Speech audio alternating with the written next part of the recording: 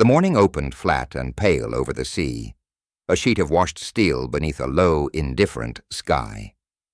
From a distance, the water looked ordinary, only the faintest ripple of activity marking the presence of human industry.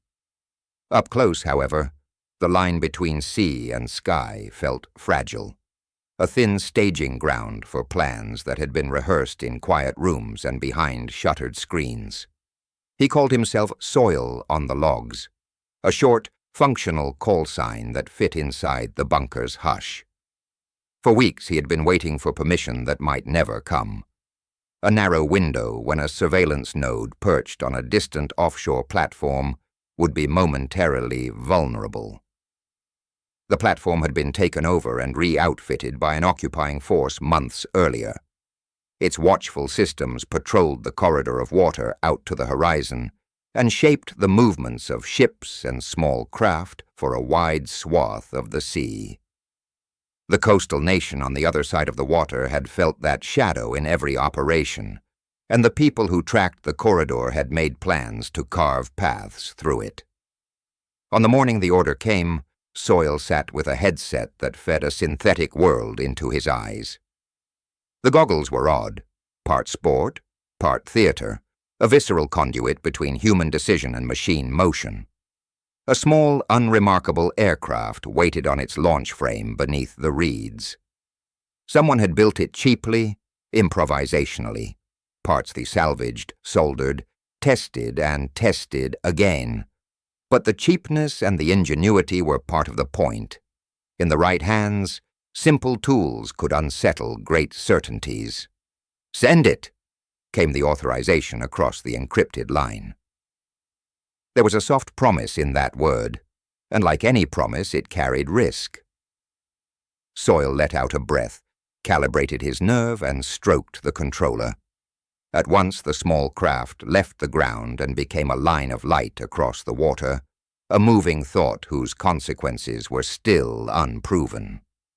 The movement was not merely technological, it was cultural.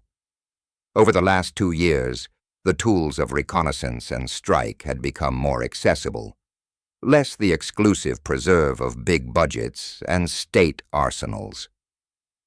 Young engineers and hobbyists repurposed hardware and code in basement workshops. Networks of volunteers and professionals traded lessons in guarded channels.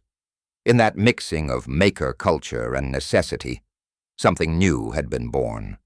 A kind of democratization of precision, where ingenuity could impart effects beyond what cost alone would predict.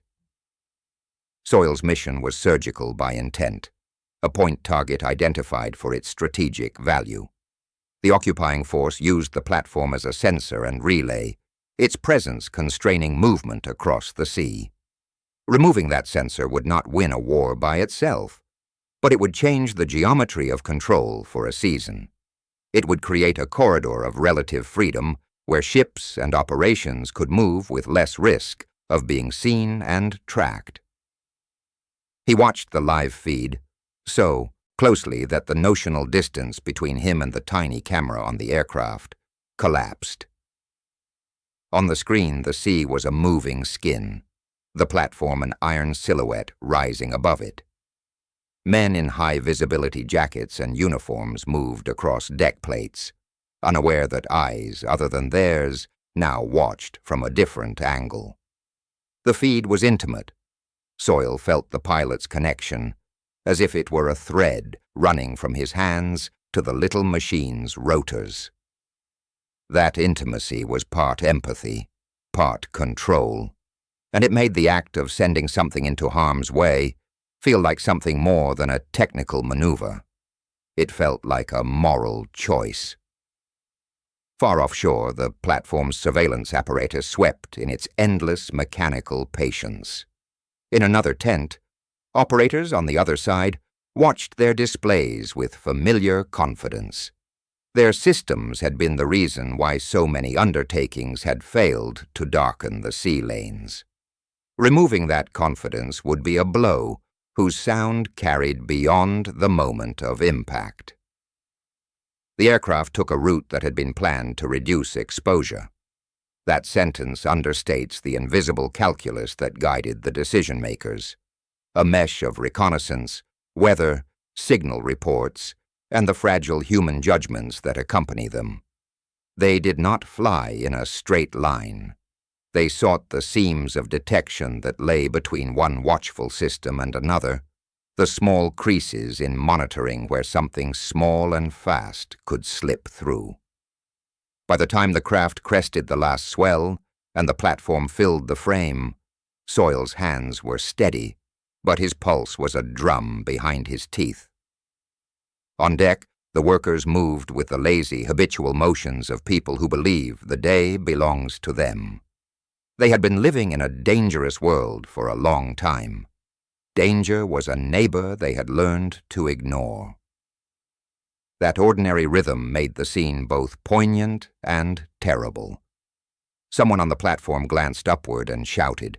The shout's direction and urgency were visible on the feed in a spasm of motion across a small group. A few men reached for handheld equipment and for tools they had on standby.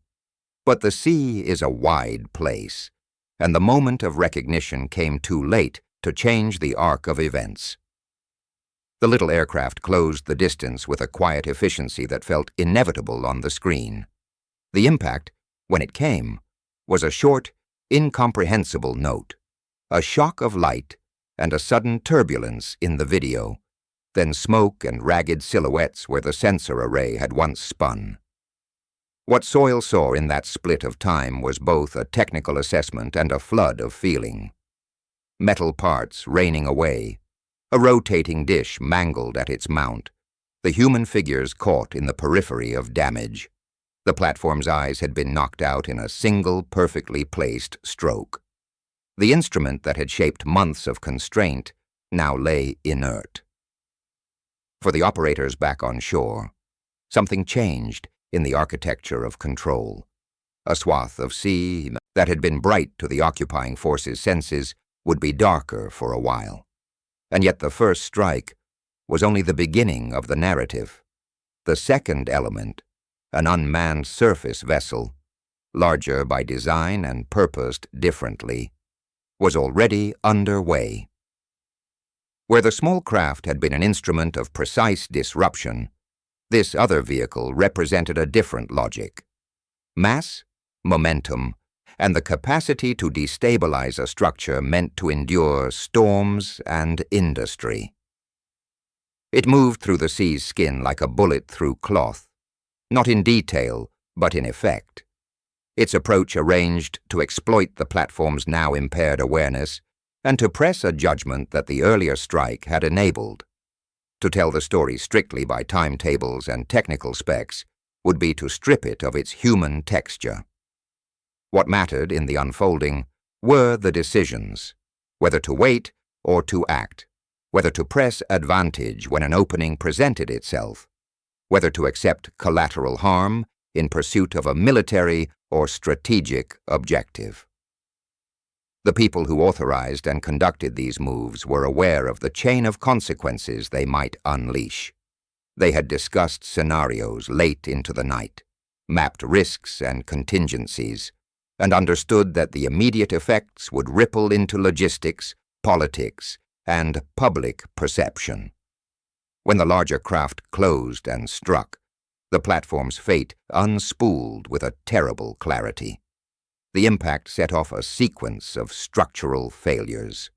Where steel met concrete, the connections failed in a cascade. What had been an engineered assemblage, decks, supports, living quarters, turned in moments into a destabilized geometry that the sea quickly exploited. Fire bloomed where fuel tanks and stores were compromised. Secondary ignitions multiplied the event. Within minutes, the platform's upper reaches were collapsing into smoke and twisted metal. Those watching on satellite feeds and from command posts felt a complicated array of reactions. There was the sterile satisfaction of mission success.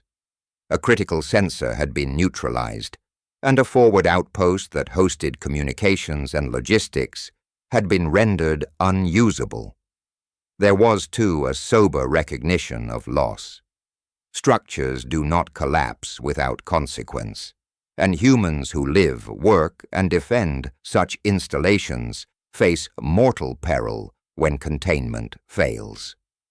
There were unanswerable questions about who would be rescued, who had escaped in time, and what the environmental footprint of the destruction might be. The sea would carry debris and oil slicks. Fires would burn until the elements themselves damped them, and the symbolic impact of a well-defended structure reduced to ruin would echo in weeks of diplomatic and strategic exchange. Throughout that day and the hours that followed, messages crisscrossed secure channels and public lines alike. Commanders on both sides parsed the event for meaning. Analysts updated their assessments of what surveillance and control meant in a theater where small, adaptable systems could undercut expensive, fixed infrastructure. Planners sketched alternate routes and considered the wider implications for maritime operations. Local communities watched smoke columns on the horizon and wondered how near the danger had come to their shores.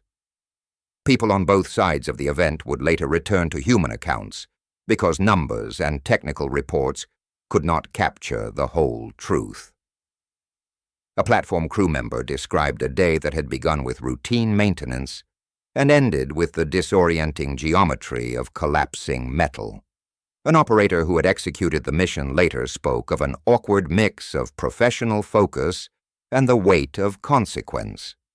For him, it was always numbers and judgment, and the inevitability that plans have moral and human echoes. The intelligence officer who authorized the operation, when asked later, talked about the calculus of risk and the concept of proportionality and the duty to minimize harm, phrases that mask the agonies of particular choices. As the immediate material wreckage settled, the strategic implications began to bloom outward. Without the platform's sensor coverage, routes that had been risky became less constrained. Small naval and civilian movements could test paths that had been previously interdicted or monitored. That change would not be permanent. New sensors would be emplaced where feasible, and tactics would adapt. But the temporary opening mattered in an operational sense. It altered timelines for movement, resupply, and surveillance. It forced the occupying force to revise how it distributed observation and protection, and it reminded both sides that in modern contests, the ability to adapt quickly, to improvise, to substitute, to reassign capabilities, can be as decisive as raw firepower. The episode also illustrated something sociological, that war's instruments were no longer solely the products of vast industrial complexes. Small teams with modest resources and technical skill could, with courage and care, create effects disproportionate to their size. That reality complicates assumptions about both escalation and deterrence. If inexpensive, widely available tools can produce strategic outcomes, then every decision about how and when to use force must be considered through the lens of unintended consequences and the broader theater of political costs. 2 days later, satellite imagery showed only a smoking scatter where the platform once rose. Salvage operations began to assess what could be recovered and what must be cordoned and contained. Naval units rerouted, and emergency services stood ready at ports along the coast. The occupying force issued statements condemning the attacks and promising measures. The coastal nation that had planned the operation framed its actions as necessary to protect broader maritime traffic and to weaken a fixation that had endangered innocence and military operations alike. Media cycles devoured footage and commentary. Pundits debated legality, ethics, and the virtues of tactical innovation. For people on the ground, the more immediate concerns were physical, the cleanup, the accounting, and the human toll. The sea returned slowly to a kind of weathered anonymity. Ships resumed cautious transit. Where the platform had stood, the water accommodated a new contour of wreckage and memory. For the coastal nation that had authorized the mission, the event would be a case study in asymmetry, a small investment, carefully applied, that altered a wider balance of observation and movement. For the occupying force, it was a lesson in the cost of fixedness and the vulnerability of hub-like structures. For the men and women who had lived through it, it would be a story they told in different tones, depending on where they stood. At night, in the makeshift command tent on shore, Soil removed his goggles and let the feed, now stored and analyzed, fade into the hard drives. The immediacy of the visual had receded, but the sense of weight did not. The equipment was quiet. The sea outside the tent made its steady sound. He thought of the platform's lights before they had been extinguished, of the men on its deck, and of the small machine that had altered the horizon. There was a professional satisfaction, yes, but it was threaded with questions that did not resolve easily. What boundaries of action were justified in pursuit of strategic freedom, and what costs would be paid in the name of opening an avenue through the dark? In the weeks that followed, doctrine and tactics would evolve. New countermeasures would be attempted, and new improvisations would appear in response. That is the loop of adaptation. Each innovation invites a correction, and each correction invites another counter. Meanwhile, ordinary lives continued. Fishermen set out in the morning. Cargo moved along routes long used.